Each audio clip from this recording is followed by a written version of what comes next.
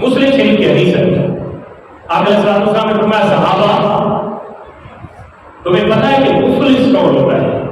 مفلس کون ہوتا ہے؟ مفلس عربی کا لفظ ہے، اردو میں اس کو کہتے ہیں غریب۔ صحابہ کرام نے عرض کی یا رسول اللہ ہمارے یہاں تو مفلس اس بندے کو کہتے ہیں جن کو تک نہ ہو، کوئی چیز نہ ہو، مال و زر نہ ہو، اس کو مفلس کہا جاتا ہے۔ نبی رحمت صلی اللہ علیہ وسلم نے ارشاد فرمایا نہیں، میں بتا دیتا ہوں آپ کو مفلس کون ہوتا ہے۔ آپ نے فرمایا سنو، مفلس وہ ہوتا ہے کہ جس نے دنیا میں نمازیں بھی بہت ساری پڑھی، حج بھی کیے، تہجدیں بھی پڑھی، اذانیں بھی دی، زکاتیں بھی دی، سارا کچھ کیا، نیکیاں رج رج کے کی، قیامت کے دن مفلس کون ہوگا؟ فرمایا وہ بندہ جو نماز بھی پڑھتا ہے، حج بھی کرتا ہے، زکاتیں بھی دیتا ہے اور یہ فرائض مکمل کرتا ہے، لیکن جتھوں لبے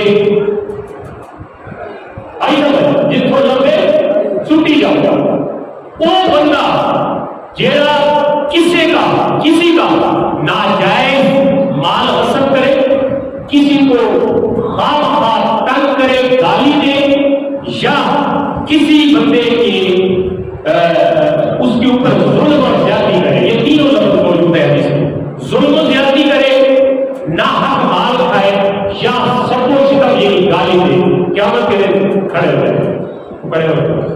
اب نمازیں اس کے پاس ہیں، روزے بھی ہیں، حج بھی ہیں، زکاتیں بھی ہیں، تہجدیں بھی ہیں، سارا کچھ ہے۔ بندہ کھڑا ہو جائے گا، کہے گا یا اللہ اس بندے کے فلاں موقع پہ میرے ساتھ ظلم اور زیادتی کی، فلاں موقع پہ میرا حق بندہ تھا، اس نے نہیں دیا، گواہ بھی اس نے مول خرید کر کے گواہی بھی دے دی، عدالت سے اپنے حق میں فیصلہ بھی لے لیا، حالانکہ اسے پتا تھا کہ حق میرا ہے، لیکن اس نے میرا حق دبایا، یا اللہ مجھے میرا حق چاہیے۔ اللہ تعالیٰ فرمائے گا وزن کیا جائے گا نا، اللہ لا یظلم مثقال ذرۃ، اللہ ایک ذرے کے برابر بھی زیادتی نہیں فرمائے گا۔ اس جتنا حق آپ نے کھایا تھا نا، اس حق کے برابر نیکیاں پوری جائے گی، وہ نیکیاں توڑ کے اس بندے کو دے کے پائے کر دیا۔